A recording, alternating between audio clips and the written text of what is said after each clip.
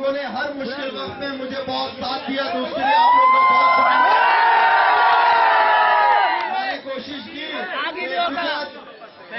मैंने कोशिश की कि कुछ आज छक्के जो हमारे मकान से होते हैं मकान लेके कर कभी कभार क्या चार्ट हो जाता था जीते का हमें आप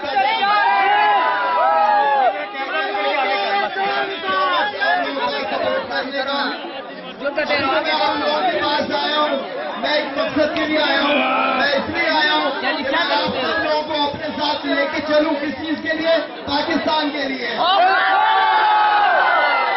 इंशाल्लाह हमने डॉक्टर भी बन जाना है, इंजीनियर भी बन जाना है, क्रिकेटर भी बन जाना है, फौजी भी बन जाना है, लेकिन सबसे पहले हमने पाकिस्तानी बनना है। ना हम सिंधी है, ना पठान है, ना हाजिर है, ना इसराइली है, ना कुरैशी है। हम पठान हैं।